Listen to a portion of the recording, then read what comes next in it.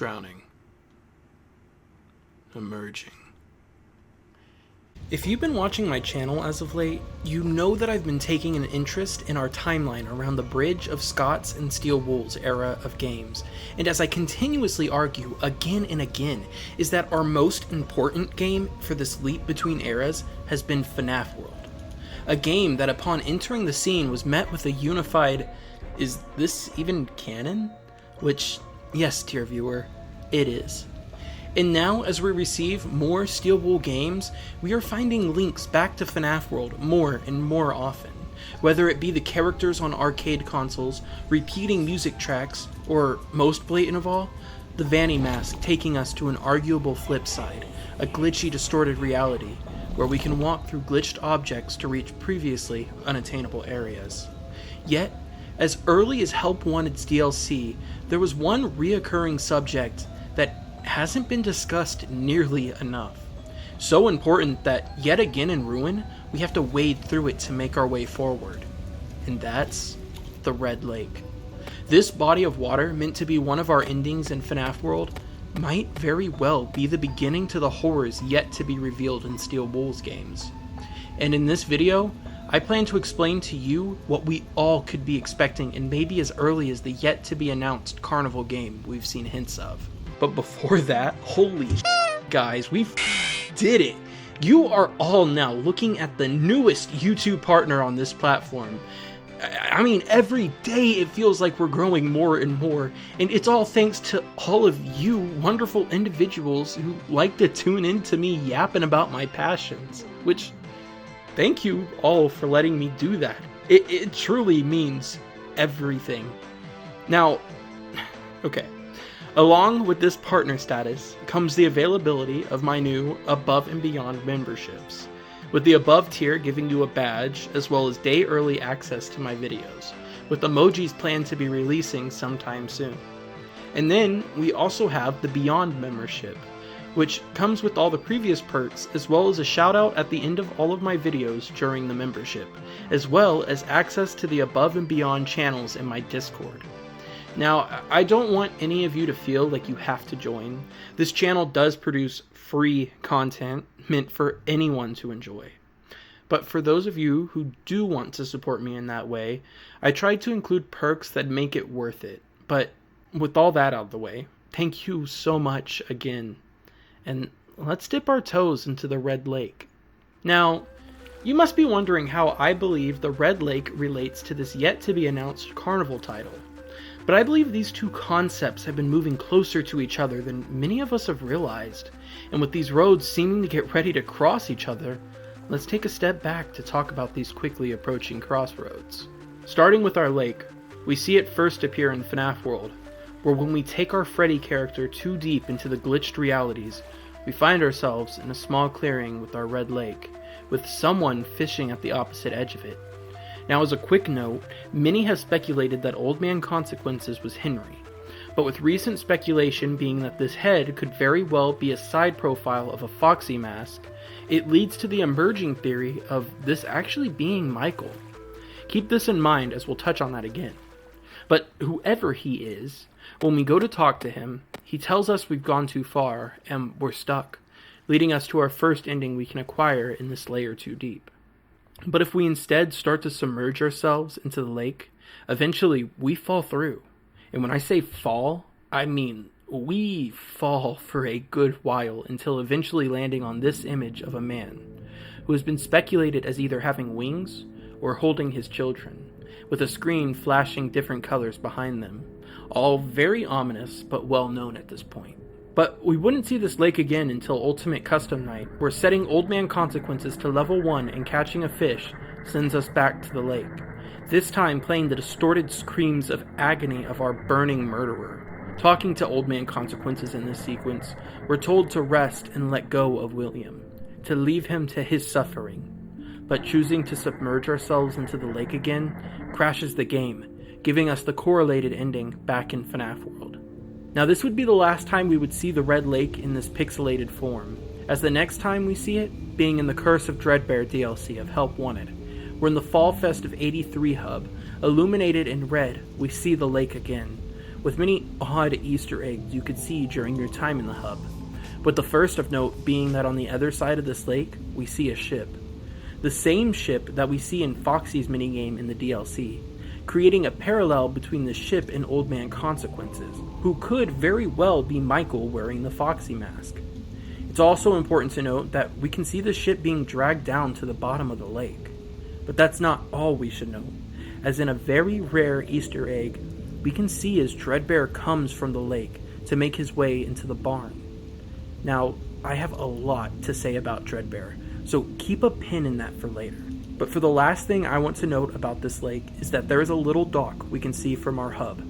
But if we were to take a free cam and move over to the dock, we notice that there are a couple of footprints going towards the water that abruptly end.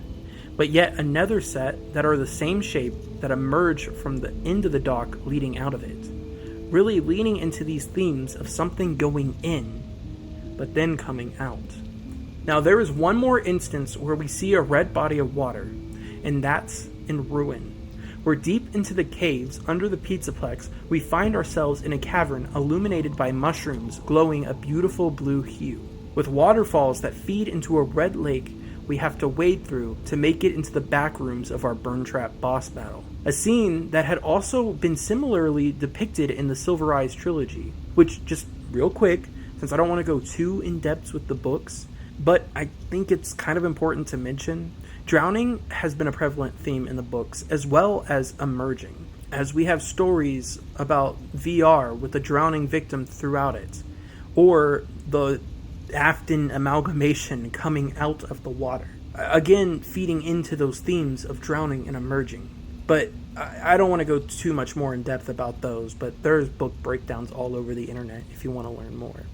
But with that, that's all the instances of the Red Lake. So, how am I so sure it connects to the Carnival game? Well, I think it's important to state, I think the Carnival is a cover-up for a Fallfest game. As when we look back at all of our Carnival-specific games, mainly Balloon World, we find ourselves playing as Balloon Boy floating far above Carnival grounds, with Sun and Moon peering at us from the back as we play. However, upon entering a glitched object, we find ourselves in a distorted reality with a distorted sun in the background, and after following a purple glitch trail perfectly, this distorted sun takes up the whole screen with a purple text saying goodnight. Now, people's first reactions to seeing this was to call this character Eclipse, the perfect blend of sun and moon we briefly meet during our time in Ruin. However, when I see this version of our daycare attendant, I think there's a lot more similarities to a different version of this character, Jacko Moon. Coated in a dark orange hue with eyes and a mouth that glow yellow, Jacko Moon is a character that we meet in many of the Fallfest themed minigames we play during our time in Help Wanted 2. And with the reoccurrence of Fallfest throughout that title, and the mystery of this fire we see show up multiple times, I think it's fair to say that a game taking place in Fallfest would be the most obvious next step for Steel Wool. And now, this is where it gets good. In The Curse of Dreadbear, along with the Jacko Bonnie and Jacko Chica, we are introduced to Grim Foxy, another burnt character, nearly completing the lineup of our non-canon, on-fire characters. That is, if Dreadbear didn't ruin the theme. Almost. Out of the core Halloween 4, Dreadbear stands out amongst them, being that, instead of being set ablaze, he is instead a play on Fredbear and Frankenstein. Frankenstein being a monster that was assembled from the parts of many corpses, with an established fear of fire. Now, where have we heard of multiple things being put together to create one thing? Turn to Candy Cadet again, and maybe I will tell you a story. That's right, Candy Cadet stories. In FNaF Pizzeria Simulator, we are introduced to Candy Cadet, a character where Candy is the least interesting thing about him, as on rare occasion he could tell you one of 3 different stories, all themed around the concept of having 5 things brought, eaten, or melted into one thing, sealing their fates. For a while now, people have used these stories to explain the molten MCI theory, where William Afton deconstructed the animatronics in FNaF 3 and merged their endos into what would become the endos for the Funtime characters. But what I'm about to argue is that these stories told to us by Candy Cadet aren't about the MCI, but was foreshadowing a monster melded together that formed something we will see emerge from the lake at Fallfest to cause the fire that ended it all. Now, okay, I know that was a big step to take there. It's such a commonly agreed upon concept that these stories we are being told by Candy Cadet was our evidence into the molten MCI. But I'd like to take a second to analyze Candy Cadet's stories and other games to show you a trend they seem to share. As when we meet them in Ruin, our Candy Cadet tells us of a story about a monster in the woods that was locked away into a basement, only to mimic a little girl's mother to be set free. Only for us to then go and nearly replicate the ending of that story exactly. Fast forward to Help Wanted 2, where we are told about a family who didn't accept a deal and died, although told in a pretty comedic lens as a pizza deal. I think it's something that could relate to what brought our character into their current situation, like maybe not accepting a deal with Fazbear, leading to their death and implementation into whatever system we play in Help Wanted 2.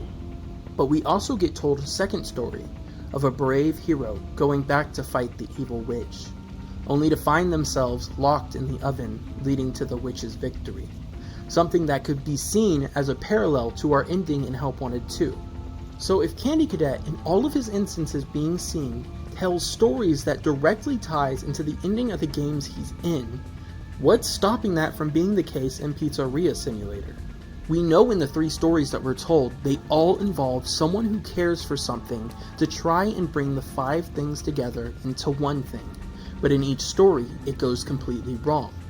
Now, if this was about the Molten MCI, the people would be implied to represent Purple Guy, bringing together the 5 haunted endos, merged to be put into the fun times. But for these stories to work, something would have to go seriously wrong. But in all that we know about the fun times, they pretty much worked how they were intended, forming Innard aside. But now think about how these stories could relate to FNaF 6, where here, we're in a restaurant designed like a locked box, where 5 things have been brought together. Molten Freddy, Scrap Baby, Scrap Trap, Lefty, and Michael, only for it to be set ablaze by Henry to try and end everything. Now Henry, being the person who represents the people in these stories, makes sense, as he is the person who cares, trying to put everything right. But as every story ends in failure, so does his attempt at burning everything away, as there is one story that I didn't mention that ends with a little bit more. That night, there was a knock at the door. Now, okay, I know I'm also implying that our villains from the Scott era of games aren't truly dead. It's like I'm hitting all of the most hated notes of a FNaF theory. But I'm just reading to you what's right in front of us. We have multiple instances of these animatronics still lurking around areas like the Pizzaplex, such as our Nightmare Own dolls, as well as the baby plushies. We also have the Mimic Afton Burn Trap. And we also have the Princess in Princess Quest. And who could possibly forget about the Blob? In nearly all paranormal instances of characters, it's someone who has similarities from our past roster. And it's under the assumption that FNaF World works as what would seem to be a collective, as we have many aware entities in the game. The same story as in Ultimate Custom Night. And our only evidence as how all these characters were destroyed is that Henry set them on fire, and that just magically, poof, sent them all to heaven. When in this series has fire ever worked at getting rid of something? Never. We see it fail to get Springtrap in FNaF 3. And if we're to believe the Molten MCI, after the remnant is all melted together, it doesn't evaporate from the metal. But because Henry says it would, we all believe him? But if Afton was the one that we're under the impression of having discovered all this haunted witchy stuff, how are we to expect Henry, with questionable connections to Afton, would know any more about this stuff than the guy we expect to have discovered it? Just because Henry delivered the best monologue known to man didn't mean he knew what he was doing. He tried burning it, a safe option when you want to get rid of something. But little did he know it was the worst thing he could have done, because even if the fire were to work, we learn of an entity who wouldn't let it. He tried to release you. He tried to release us. But I'm not gonna let that happen. I will hold you here. I will keep you here, no matter how many times they burn us. So, in bringing everyone together in this snake of a trap, 5 things were melted together, being stitched together in their own grave. But then, that night, there was a knock at the door. a knock on the door that hasn't happened yet. A knock that I suspect we will see happen in the upcoming Carnival game, or as I stated earlier, Fallfest.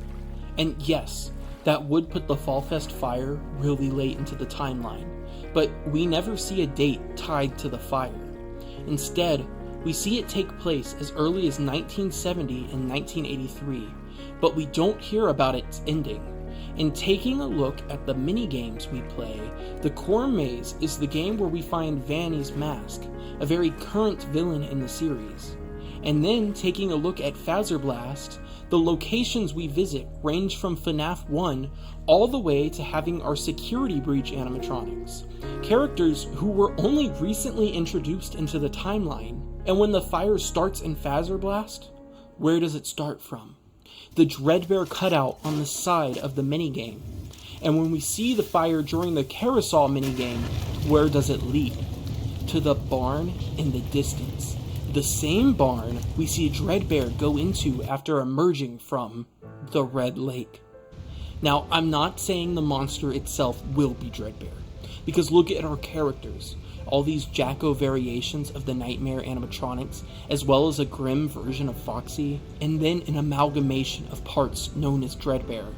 Much like the FNaF 3 Phantoms, I believe that these aren't real characters in the Fazbear universe, but ones that do warn of a future fate. A fate we will soon see crawl its way out of that lake to cause the fire we will see at Fallfest.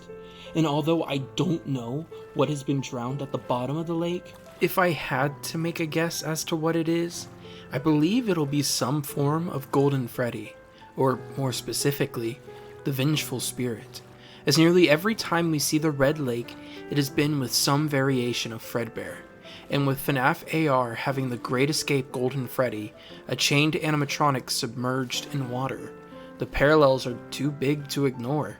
So, whatever the Red Lake is, it seems to be tied to Golden Freddy.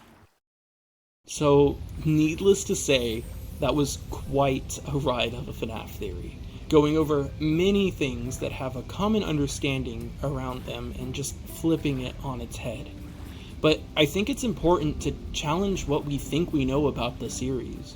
With there being so little that is actually confirmed, keeping ourselves stagnant with only one narrative possibility with any of the threads in this game could hinder us from finding out other strands the threads could connect to.